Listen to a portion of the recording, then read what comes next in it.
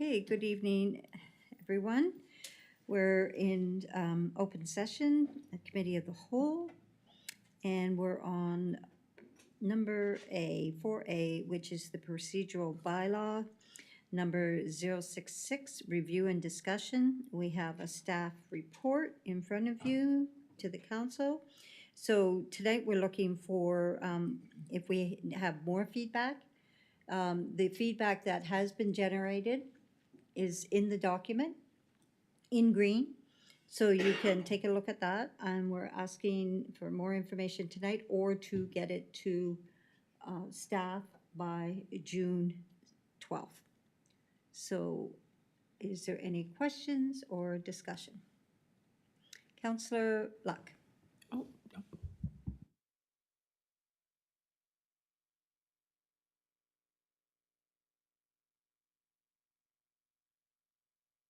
Excuse me, as I said before, if you have any further notes that you want to staff to review, if you could get it to them before June 12th, that would be great. And then it'll come back to council again for a final review. Oh, Councillor Luck? Okay.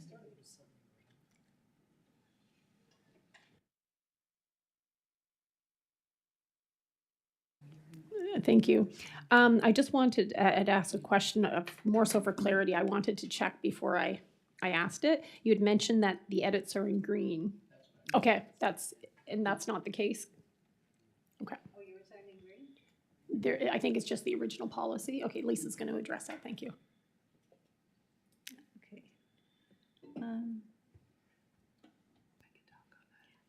Yes, to the clerk, please. She's going to clarify. Thank you, Deputy Mayor. So the procedural bylaw in your package is the straight procedural bylaw. We haven't made any edits to the document. We are just in the collection mode right now of any feedback and so on, just to see if it is necessary to do what kind of amendments we'll need to do once we've collected. As per the staff report, it seems as though the consensus is relating to the time and duration of the committee of the whole meeting. So that particular one will be included in the summary of findings, as many councillors have indicated that that was a concern. Thank you.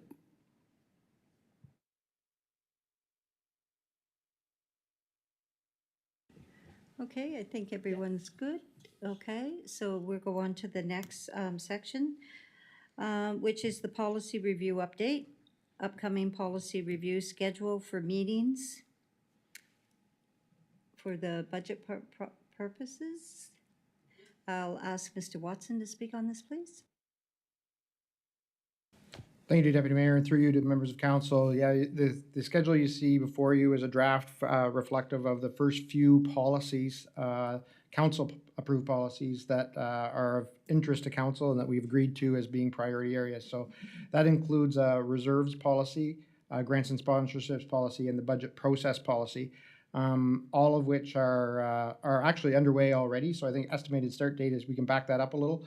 And in fairness, at least the reserves policy and grants and sponsorships policy, in fact, arguably all of them, we can get done before September in anticipation of our budget process that kind of gets underway in earnest in September. So Finance Committee has had good discussion so far on reserves policy and budget process policy, some of which is for conversation this evening, ready for prime time.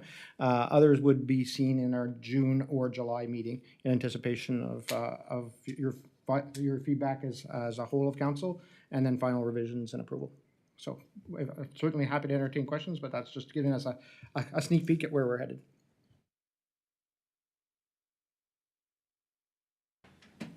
Councillor Luck.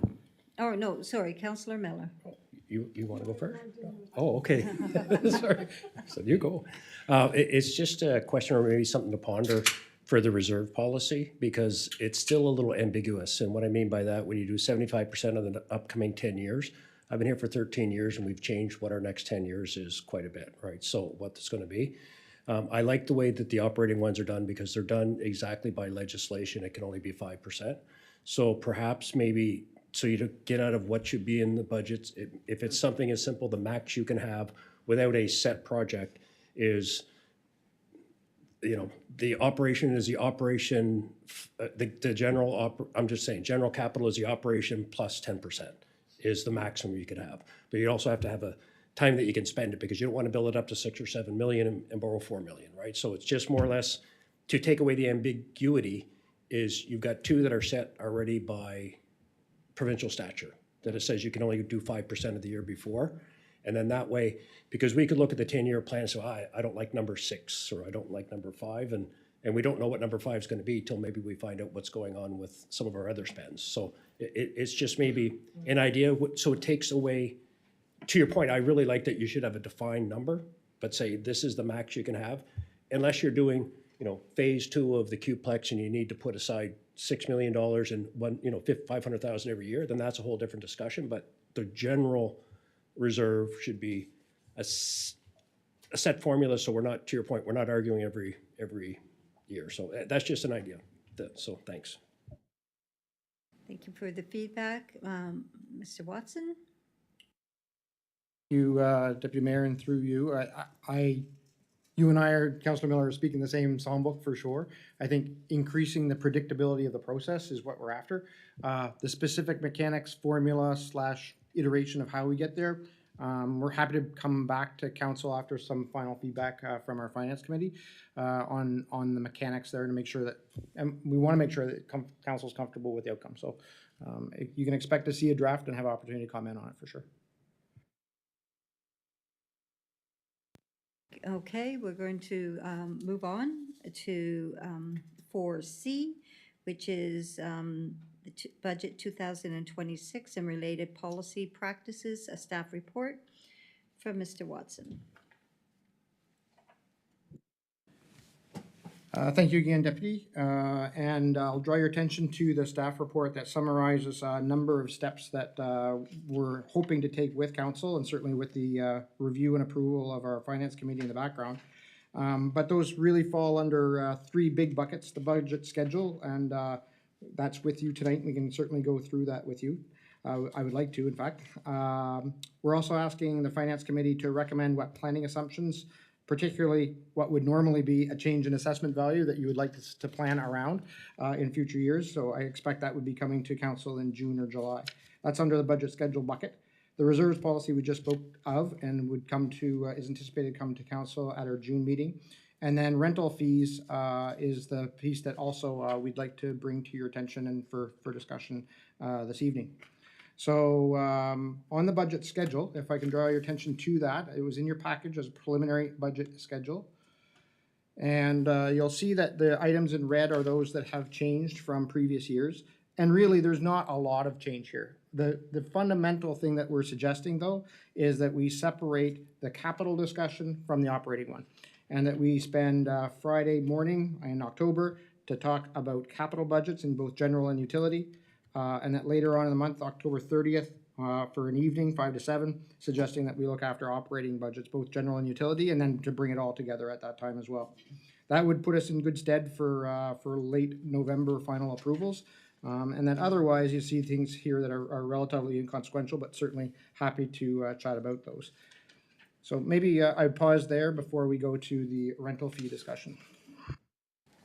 And thank you, Mr. Watson. And yes, let's, any questions on the schedule for staff or for council to come together with staff to review operating and capital budgets? Councillor Donovan, please.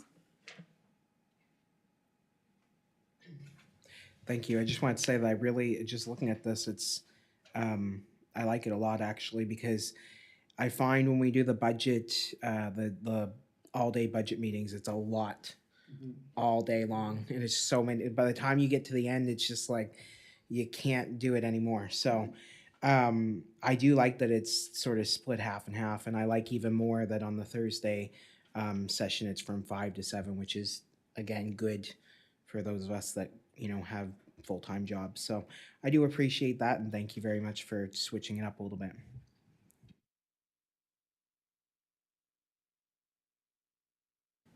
Councillor Luck, please. No? Okay. So if everyone's good with that section of the schedule, then let's talk about the consumer price index for facilities, rentals. Mr. Watson, please. Yep, thank you, Deputy Mayor.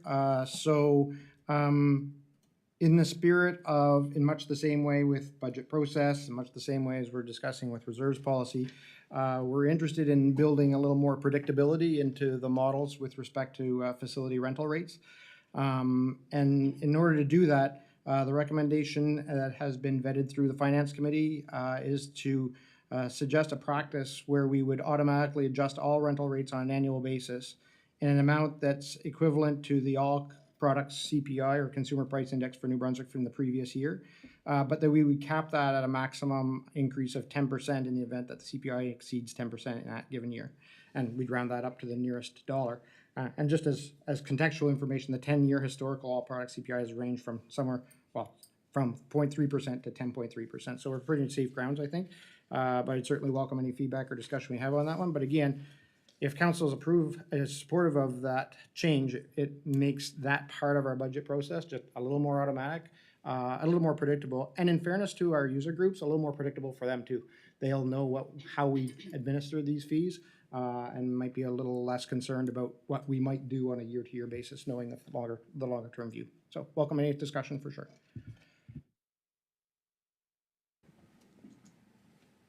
I'm not sure that I see anybody. We're good? Oh, Councillor Miller? Councillor Miller. Thank you, Your Worship, and I think that's a fantastic idea because we spend so much time talking about 3 or 4% or 2%. So I guess it was just in the sewage one too that we make sure we round it up to the nearest dollar. I know that was the, divided by a dollar, didn't like pennies and stuff. So that was I know one thing Krista used to always ask to do, and Leah, I'm sure, is the same. So no, I think that takes a lot of stuff out because I think we've got our rates adjusted properly now.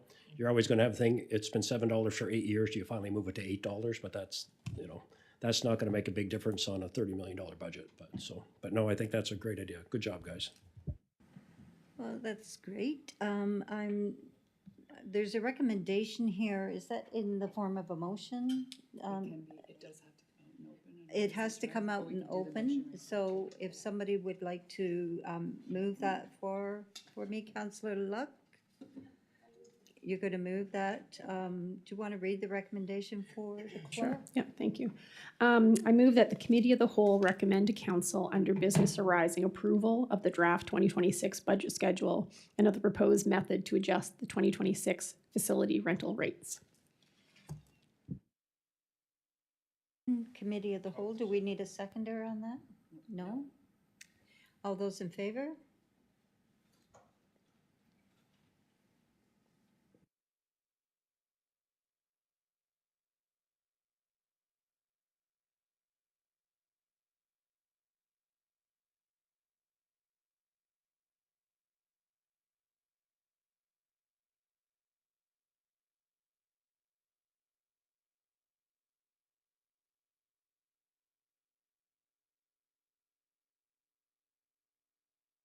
Motion carried, thank you very much. And that leaves us with 4D, which is reports.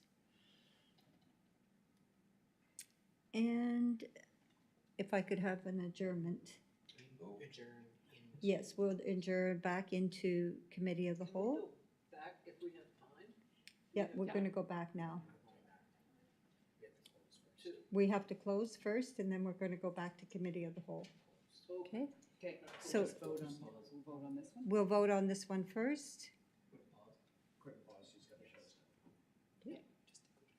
So, Are you good? yes, I'm good. And Councillor Donovan? Councillor Donovan, yes? This is to adjourn. Yes, yeah. Okay, we're good. We have, mine's not coming up either, but we do have a consensus. Okay, we're adjourned. And we'll just take a little pause before we go back into Committee of the Whole.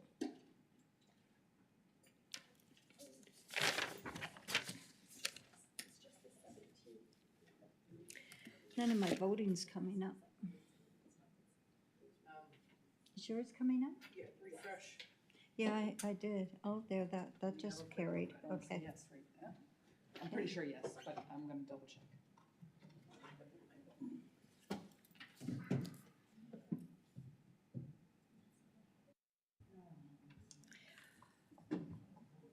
Do we need a motion to go back into committee? Or that was, we had a motion to close?